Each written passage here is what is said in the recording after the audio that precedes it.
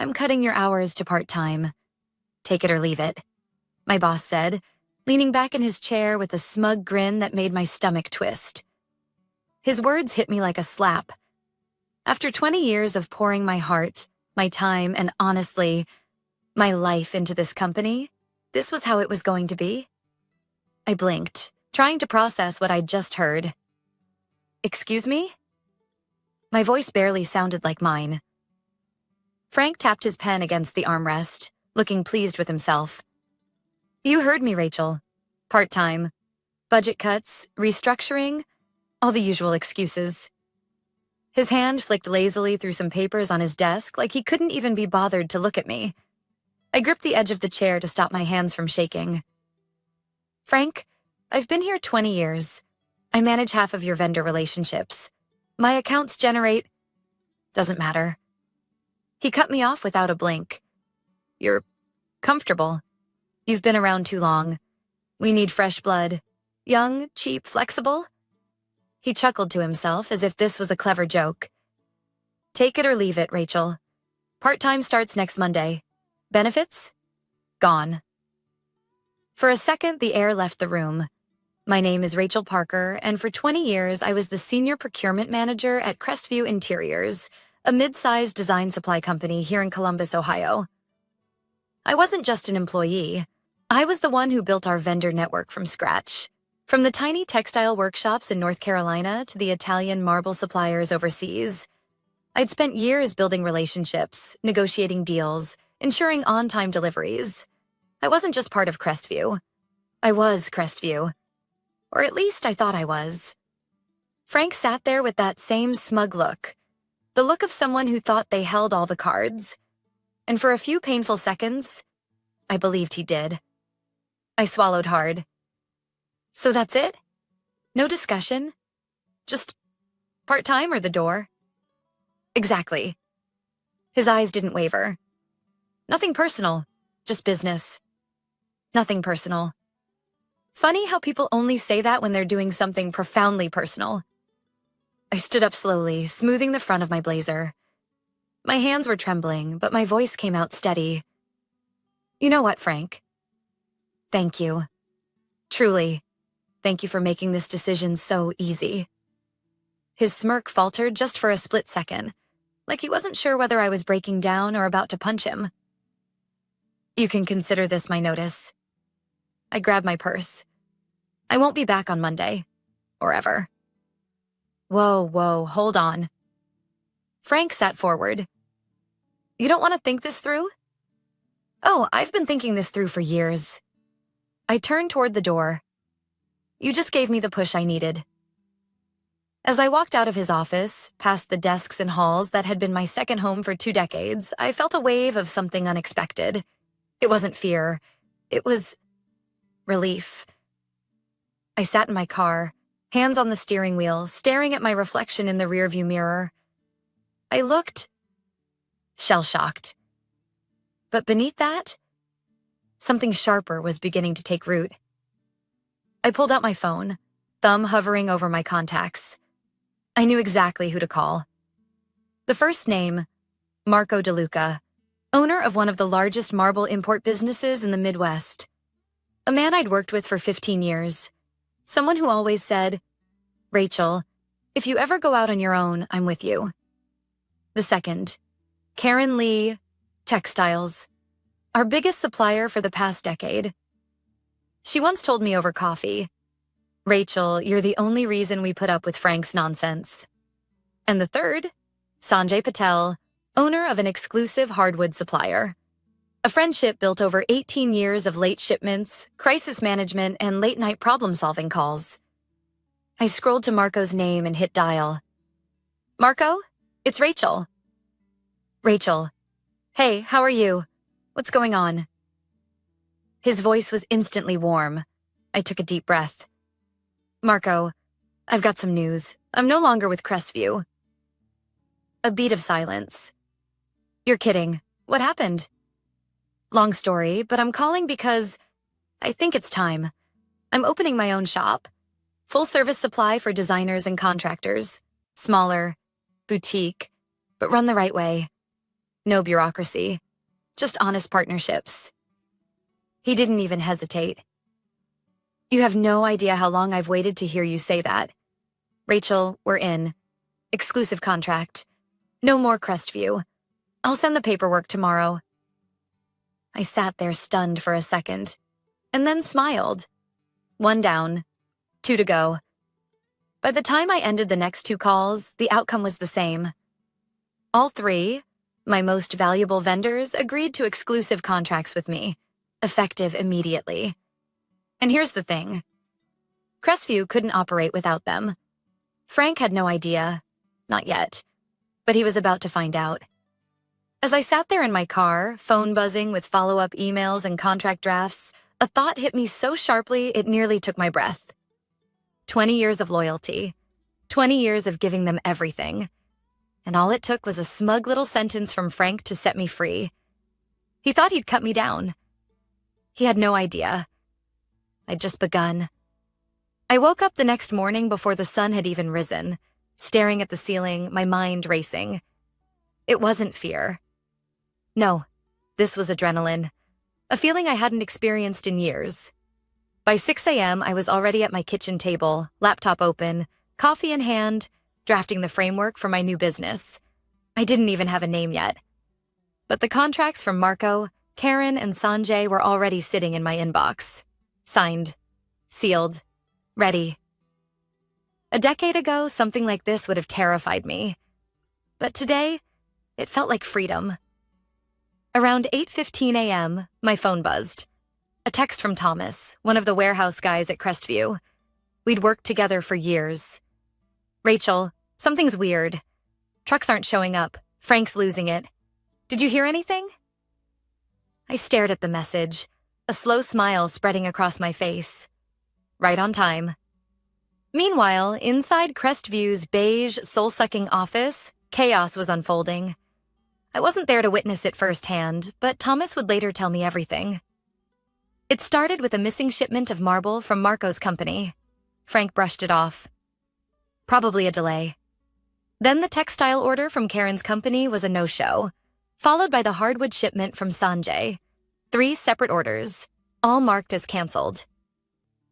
By 10 a.m., Frank was pacing the floor, his tie loosened, barking at the warehouse team, customer service, anyone who'd listen. Call them. Get someone on the phone. Find out what the hell is going on. But the answers weren't what he expected. Marco's assistant. Sorry, sir. We no longer do business with Crestview Interiors. Karen's operations manager. Your account was closed yesterday. Permanently. Sanjay himself. It's not personal, Frank. Business decision. By 11:30 a.m., the reality started sinking in. Crestview's 3 largest supply lines, the backbone of half their product catalog, were gone. Not delayed, not on hold. Gone. And the worst part? There were no alternatives. I knew that. Because I was the one who spent 20 years negotiating those deals. I'd built them to be airtight. Exclusive pricing, guaranteed delivery schedules, custom material allocations. Frank had always bragged that Crestview's supply chain was bulletproof. Funny, turns out the bullet was me. I was sitting at my dining table reviewing logo concepts for my new business when my phone rang. I didn't recognize the number, but I had a pretty good idea who it was. I let it ring twice before answering. Rachel, it's Frank. His voice was tight, strained, but trying badly to sound casual. Hey, quick question. Did something happen with our vendors? I paused, just for a beat. Oh, did they not tell you? I asked, keeping my tone light, polite. They've signed exclusive contracts with me, effective yesterday. Silence. Utter, perfect silence. Wait, what? Are you kidding me? Rachel, come on. You can't do that. We've worked together for... He was sputtering now. 20 years. I finished for him. Yes, Frank. 20 years. I let that hang in the air for a second. And in the end, you thought I was worth part-time hours and no benefits. Okay, let's not do this. he snapped. Look, we can work something out. Come back, full-time. We'll discuss a raise. Hell, I'll even talk bonus structure. I almost laughed. The desperation was dripping from every word. Frank, you made it clear yesterday. This isn't personal. It's just business, right? I said, letting his own words slice through the phone line like a knife. Rachel, be reasonable. We have contracts, orders, clients depending on us. You can't just... His voice cracked. He wasn't in control anymore, and he knew it. Oh, I didn't just do anything. I spent 20 years doing this, building relationships you never valued. You made your choice yesterday, Frank. And so did I. I hung up. No yelling, no screaming, no theatrics, just professional silence. Within an hour, my phone lit up with texts. Thomas. Frank is losing his mind. 3 clients already canceled orders. Warehouse is dead silent. Never seen anything like it. Maya from accounting. Did you really sign exclusives with the vendors? Is this real? Lena from sales. Frank's calling emergency meetings. Clients are furious. Honestly, good for you, Rachel. You deserved better. But here's the thing. I didn't take joy in watching Crestview burn. Not really. Because beneath the chaos, the missed shipments and the panicked phone calls, was a deeper truth. This was never about revenge. It was about realizing something that had taken me 2 decades to understand. If you spend your life building someone else's dream, they'll never value you as much as you value yourself. The mistake was thinking loyalty would be repaid. It rarely is. As the sun started setting, I poured myself a glass of wine, leaned against my balcony railing, and looked out over the Columbus skyline. Tomorrow, I'd sign the lease for my new office. A blank space, a fresh start. And for the first time in years, it was mine. All mine. By the time morning rolled around, there was no turning back. At 8 a.m. sharp, I stood in front of a small, sunlit office space in downtown Columbus. It was nothing like the corporate, gray-walled maze of Crestview interiors. This place was different. Open. Bright. Full of possibility. The leasing agent handed me the keys. Congratulations, she smiled. First day of the rest of your life. She had no idea how right she was. I unlocked the door and stepped inside. The space smelled like fresh paint and new beginnings. Hardwood floors, exposed brick, big windows overlooking the street below. Empty? But not for long. I set my tote bag on the dusty desk in the corner, pulled out my laptop, and powered it on. This was it. No title. No bureaucracy. No smug boss leaning over me with backhanded compliments. Just me. And the terrifying, exhilarating reality of starting something from nothing. I spent the next 3 hours filing the LLC paperwork, setting up a business bank account, purchasing a domain name, and registering for all the licenses I needed. It was tedious, overwhelming even. But every form I submitted felt like a brick being laid in the foundation of my future. At 11 a.m., my phone buzzed. It was an email from Karen Lee, my textile supplier. Hey, Rachel, just wanted you to know, we've already informed our entire network that we're exclusive to you now. Also, one of our longtime clients, a luxury design firm, is looking for a new supplier since their current one can't meet demand anymore. Should I connect you? My heart skipped. This was happening. Absolutely, Karen. Please introduce me. I replied immediately, fingers flying across the keyboard. An hour later, I was on a Zoom call with the design firm's CEO, Elena Ortiz, a sharp, no-nonsense woman who ran one of the most sought-after firms in the city. We've heard of you, Elena said, raising an eyebrow. You were the reason Crestview ran so smoothly all these years, weren't you?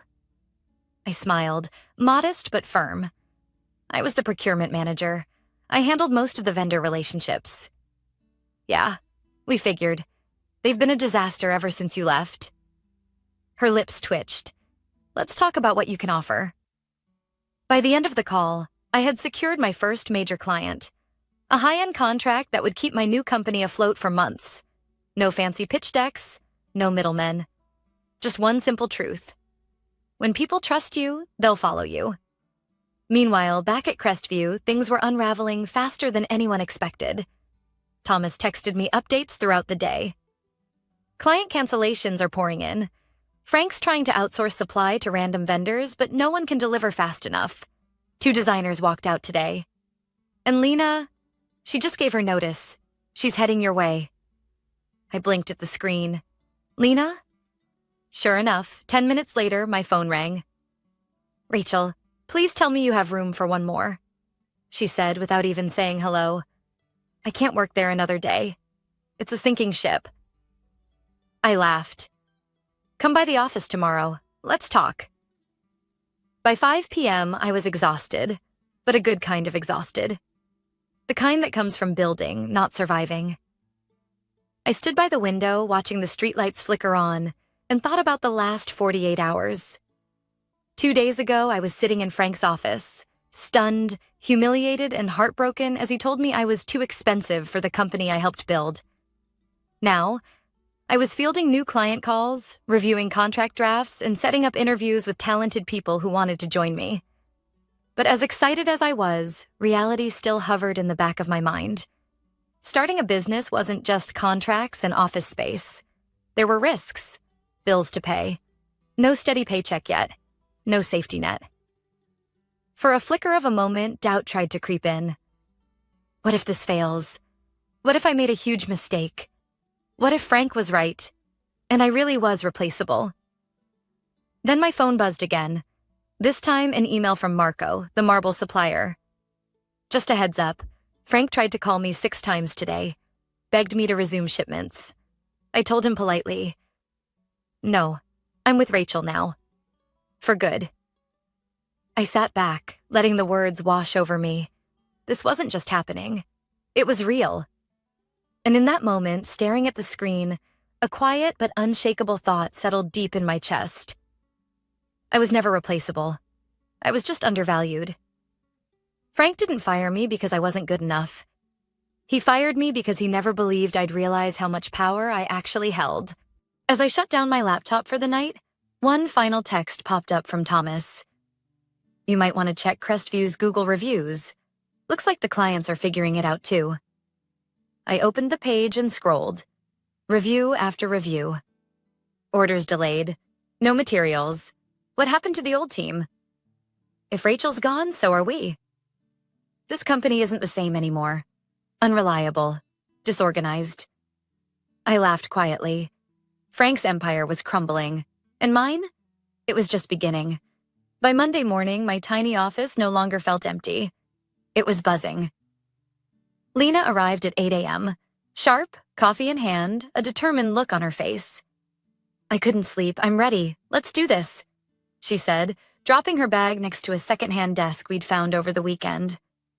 By noon, I'd hired Maya from accounting, who walked out of Crestview Friday afternoon after her 3rd unpaid overtime week. I realized something, she told me, sliding her resignation letter across Frank's desk. If you can afford marble floors for the executive lounge but can't pay your staff, I'm out. I spent the next few hours creating our service catalog, setting pricing models and drafting marketing emails to potential clients. My inbox was filling faster than I could respond.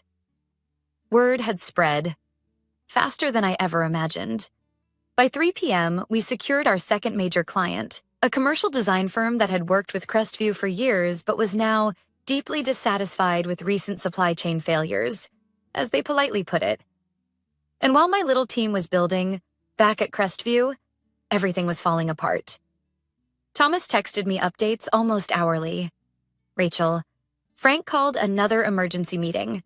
2 more clients pulled their orders today. He tried to patch things with Karen. Total failure. She told him, quote, you should have valued Rachel while you had her. Oh, and get this. He's offering Lena's old accounts to interns. Interns. Then, just after 5 p.m., my phone buzzed again. An unknown number. I didn't even need to guess. I picked up. Rachel, it's Frank. His voice was thinner this time. Not the arrogant, smug tone from last week. Number this was different. tight, controlled, but strained underneath. I've been meaning to reach out. Look, this has gotten out of hand. I think we should talk. I raised an eyebrow, even though he couldn't see it. Talk about what, Frank? Look, I may have acted hastily last week. Cutting your hours, it wasn't personal. The company's under stress. You know how these things go. Do I? I said coolly. Yeah, well, anyway, I've been thinking, maybe we could figure something out. Maybe bring you back, full-time, better title, better pay. Senior operations lead. We'll put the past behind us. I let the silence stretch for a long, delicious moment. Frank, I finally said, I appreciate the offer, but I've started my own company. You already know that. Look, Rachel, we're both professionals. Be reasonable. This thing you're doing, it's risky. You've got no infrastructure, no warehouse, no... And yet, I interrupted, you can't seem to keep your shipments running without me. The line went quiet. Rachel. He sighed, voice small now. Please, clients are walking. Vendors won't take my calls. We've got contracts, deadlines. Look, let's meet. Name the place. I shook my head, staring out the window at the golden afternoon sunlight. Frank, this is exactly what happens when you treat people like disposable assets. Loyalty isn't a one-way street. Rachel, he started, but I'd already made up my mind. Good luck, Frank. Really, but I'm not coming back. And I hung up. An hour later, there was a knock on my office door. It wasn't Frank. It was Eleanor, Crestview's lead sales director. Her face was pale, eyes hollow, and her hands shook as she held a manila folder to her chest. Rachel, do you have a moment? I blinked. Eleanor, what? I can't do it anymore, she said, walking in without waiting for an invitation.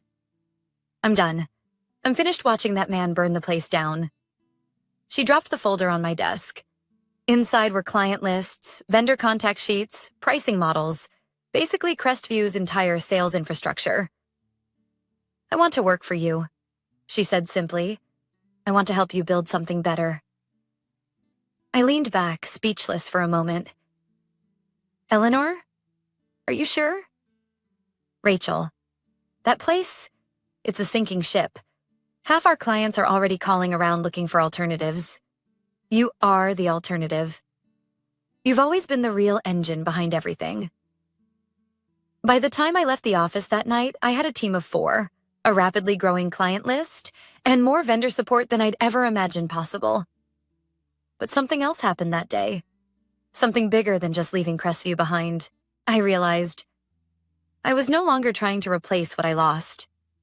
I was building something better. Something where people were valued. Where work meant something. Where loyalty was actually earned. As I locked up for the night, my phone buzzed one last time. A message from an unknown number. You should know, Frank's in talks with bankruptcy lawyers. I stared at the screen, heart pounding, not with fear, but with an overwhelming sense of clarity. The collapse wasn't mine. It was his. And tomorrow would be a whole new chapter. By Wednesday morning, my office wasn't just busy. It was buzzing like a beehive. Phones ringing, printers humming. My inbox was exploding with inquiries. Clients, vendors, designers, all reaching out, some out of curiosity, others out of desperation. Is it true? You started your own company? Are you taking on new clients? Can you get us the same materials as before? Actually, faster? The answer was simple. Yes, and better. I glanced around the office. Lena was juggling 2 calls at once, jotting notes on sticky pads covering her desk. Eleanor sat across from me, hammering out a client proposal that just a week ago would have belonged to Crestview. Maya was reviewing contracts with a sharpness that made me grateful, and slightly terrified to ever be on her bad side. And me? I was standing in the middle of something I'd never thought I'd have. A company of my own. At 10:15 a.m., my phone buzzed with a notification, a text from Thomas. Rachel, check the business news. Right now. My stomach tightened. I opened the local Columbus Business Journal app, and there it was. Front page. Crestview Interiors facing operational collapse as key vendors withdraw. By Melissa Grant, senior business reporter. I skimmed the article, pulse pounding. Sources confirm that Crestview Interiors has suffered massive operational disruptions after the sudden departure of their senior procurement manager, Rachel Parker, and key sales staff. Multiple long-standing vendors have terminated their contracts with the company, citing concerns over leadership and business practices. Clients report widespread delays, canceled orders, and broken agreements. Industry insiders speculate Crestview may be forced into bankruptcy within weeks unless major restructuring occurs. There was even a quote from Marco. Our business is built on trust. Rachel was the reason we worked with Crestview. When she left, so did we. I stared at the screen, my heart pounding in my chest. This was real. This wasn't a private fallout anymore. This was public. The entire city, the entire industry knew. Before I could even put my phone down, my email pinged. Subject line, congratulations. It was from Elena Ortiz, the CEO of the luxury design firm I'd signed just days earlier.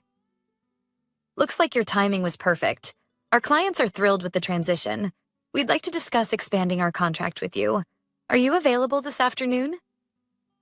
I blinked, barely believing what I was reading. Yes, I typed back instantly. Let's schedule it. It was surreal. 1 week ago, I sat in Frank's office, clutching my purse, blindsided as he told me I was being cut to part-time like I was disposable. And now I was fielding expansion proposals. Meanwhile, the messages from inside Crestview kept pouring in. Rachel, HR just sent out a notice that payroll might be delayed. Maya, who thankfully wasn't there anymore. Frank just stormed out of the office. Someone said he was yelling at his lawyer on speakerphone. Thomas, 3 more clients are threatening to sue for breach of contract. Lena's old coworker. And then came the message that nearly made me drop my coffee.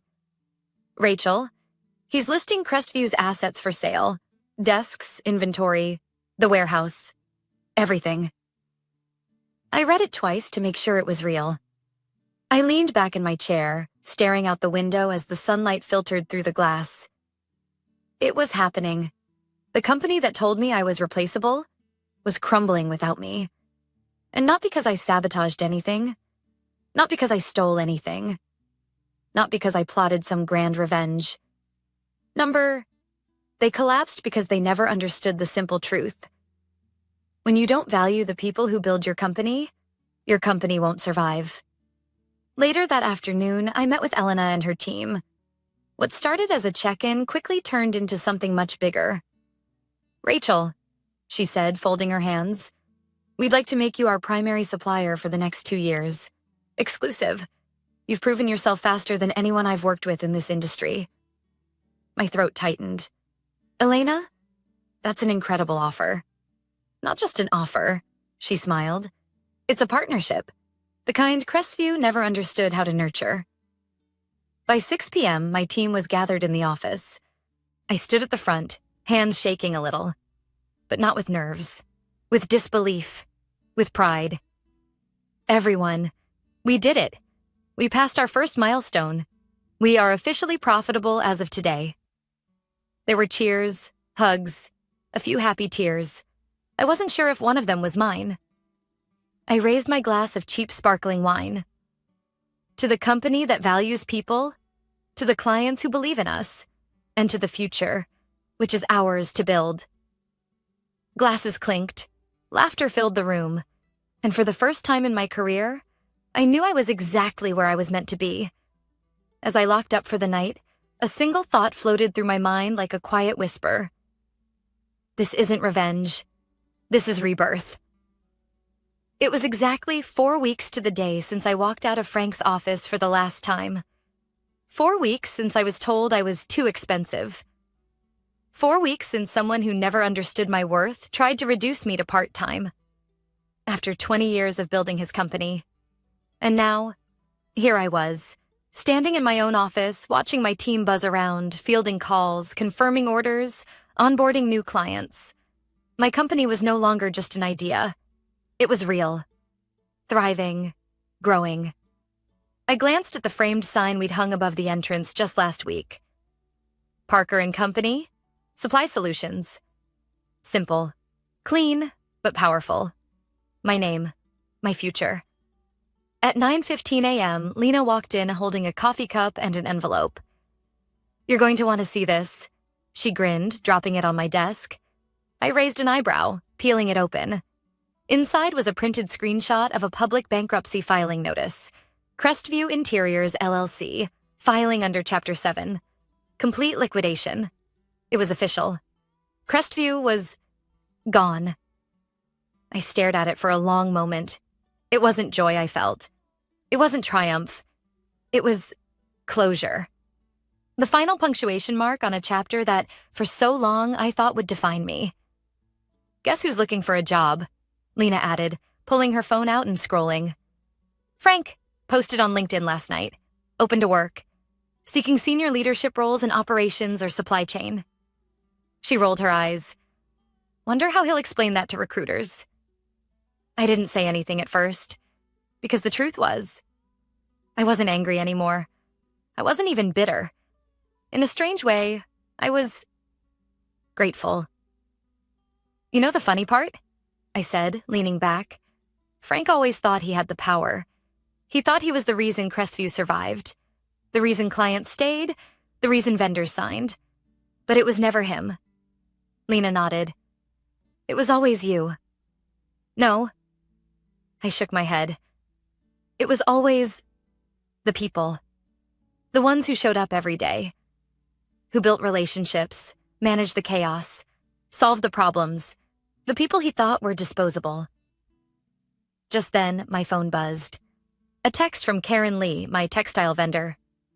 "Just got a call from one of Crestview's old clients. They're desperate. I told them to call you." A second buzz. This time from Marco. "Rachel, FYI, one of the big developers downtown wants to meet with you. They're shopping for a new primary supplier since, well, you know." And a third from Sanjay. "Congratulations, Rachel. Feels good to work with someone who actually knows the business. Let's grow this thing together." I smiled, setting the phone down. This wasn't luck. This wasn't an accident. This was the direct consequence of knowing my worth. Of walking away the moment someone showed me they didn't. At noon, my team gathered in the conference room for our weekly check-in. The energy was electric. Clients were coming in faster than we could onboard them. The backlog was already big enough to justify expanding. "We need more space," Maya said, flipping her laptop around to show the numbers. "At this rate, we'll outgrow this office in 6 months." "Good problem to have," I smiled. "A warehouse would solve half our issues," Eleanor added. "I know a property manager who can show us a few listings." "Let's do it," I said. "Start the calls. Let's think big. No limits." As the meeting wrapped up, I looked around the room. These weren't just coworkers. These were the people who believed in me, who left comfort for risk, who chose me, not because of a paycheck, but because of trust. And then, as if the universe had one last plot twist left, my receptionist poked her head in. "Rachel, there's someone here asking to speak with you. Walk in. Says it's urgent." I frowned. "Who?" She hesitated. "Frank." For a second, the room went completely silent. Lena blinked. Maya's jaw actually dropped. "He's here?" Eleanor whispered. "What does he want?" "I don't know," I said, standing. "But let's find out." I walked to the front lobby, and there he was. Frank, formerly smug, formerly untouchable. Now, smaller. His suit was wrinkled. His tie hung loose. The man who once wielded control like a sword looked defeated. "Rachel," he started, forcing a smile that didn't reach his eyes. I just wanted to say, congratulations. Seems like you're doing well. I crossed my arms, waiting. Look, I made some mistakes, he continued, his voice cracking. I underestimated you. I didn't realize how important you were. To the company, to the vendors, to everyone. I nodded slowly. You didn't, but now you do. He shifted awkwardly. If you ever need someone with my experience, I'm open. Just putting that out there. I stared at him for a moment, and then, calmly, I replied, Frank, I wish you the best. Truly, but we're building something different here, and there's no space for the way you did business. Not anymore. I held out my hand. Take care of yourself. He shook it, nodded, and left. And just like that, the last ghost of Crestview was gone. As I walked back to my office, my team stared. Was that? Lena started. Yep, I smiled. It was. And I think it's time we stop looking back. I grinned. We've got a future to build. I sat back at my desk, watching the sun pour through the window, and a final thought settled quietly in my heart. The power was never theirs. It was mine. It always was. And now, it was time to own it.